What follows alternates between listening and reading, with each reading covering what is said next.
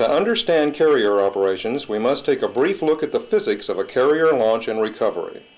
In its simplest terms, an aircraft is attached by a device at its nose gear to a steam catapult located below the flight deck. The aircraft's weight, including its fuel and munitions load, is fed into a computer which produces the exact amount of power for the stroke, the catapult launch, where the aircraft is flung like a rock in a giant slingshot along the deck, accelerating it from 0 to flying speed in about 2 seconds. Since the ship is moving at full speed and is always pointed into the wind for launch and recovery, the relative wind over the wings aids the aircraft, sometimes weighing over 60,000 pounds, in remaining airborne until the thrust produced by its engines turning at full power takes over. While there are many areas of potential danger, the stroke lasts but seconds, and once the aircraft leaves the deck with everything functioning properly, the rest of the takeoff and climb sequence is normal. It is the carrier landing pattern we are interested in here. As carrier aviation evolved, the technique of field carrier landing practice, or FCLP, came into being. The deck of an aircraft carrier was painted on the runway surface, and a landing signal officer, or LSO, and a mirror landing system were positioned at the same point they would be on the carrier deck. The aircraft then fly the same landing pattern they would if they were taking an actual approach to a carrier deck at sea.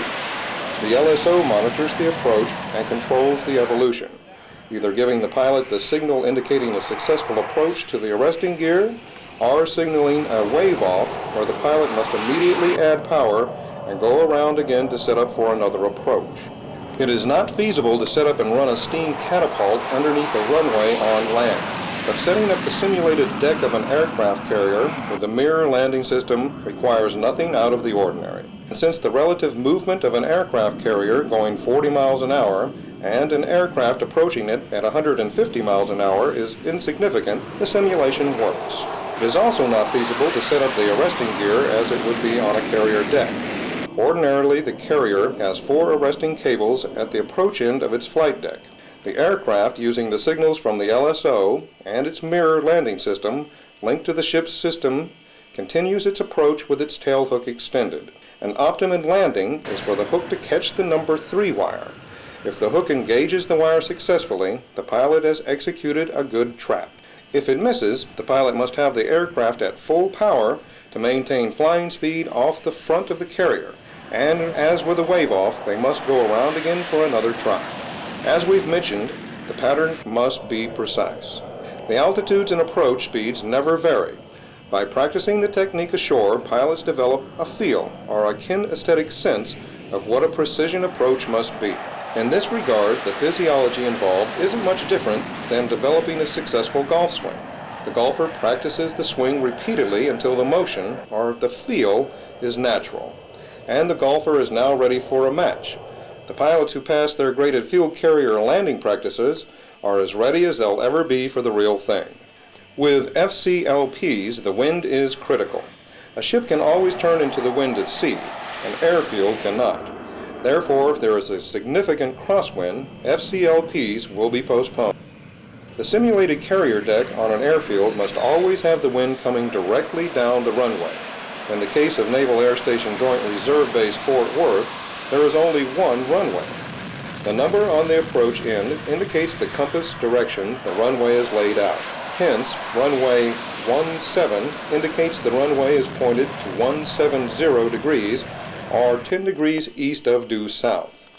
The reciprocal, or opposite approach, is to runway 35, which points 350 degrees, or 10 degrees west of due north. The wind dictates the direction of the field carrier landing practice.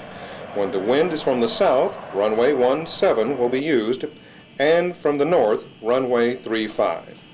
When a carrier is turned into the wind for flight operations, its superstructure is always to the right. Therefore, all takeoff and landing patterns at sea are left-hand patterns, away from the superstructure. The altitudes and airspeeds are critical. A typical strike fighter aircraft, like our own FA-18 Hornets, enter the downwind pattern at 600 feet above the ground. Since their landing gear is extended, the aircraft requires more power to maintain flying speed around the pattern. And since there is no arrested landing with an FCLP, the aircraft goes to full power and goes airborne whether the landing has been graded as successful or not. This pattern is obviously radically different from a normal descent and approach where the aircraft is descending at reduced power settings from a much higher altitude. The obvious and annoying result, noise. Let's add another dimension to this event: night carrier landings. Some imagination is needed here. On a beautiful day, the pilots have all their senses to aid them in making a successful approach to the ship. They can see the horizon and note the visual effect of the ship increasing in size as they get closer. Therein lies the comfort zone. Add weather, reduced visibility, like during the hours of darkness, and rough seas, and the potential for disaster greatly increases. Imagine yourself in the cockpit of a jet aircraft making an approach to a carrier deck at night. Nothing, repeat, nothing remains of your sensory powers to get you safely to that 3-wire. No horizon, no relative motion, no increasing size of the ship to guide you. The only things you have are your flight instruments, the approach light, lenses, and the reassuring voice of the landing signal officer. The precision of your pattern becomes a life or death criticality.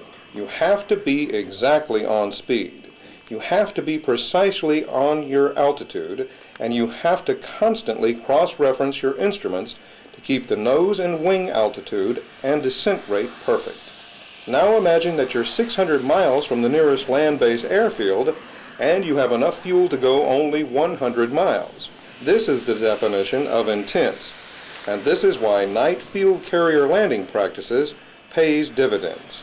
It is a given that FCLPs will present a hardship to the communities immediately surrounding the Naval Air Station. Even if this film were shown to every citizen within a 10-mile radius of the base and we were able to answer every question, the inevitable noise caused by jet aircraft operating at high power and low altitude will bring about complaints.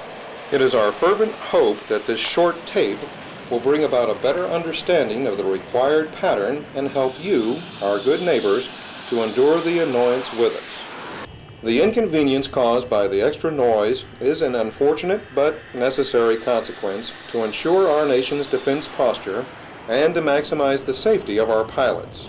Your understanding and patience is greatly appreciated.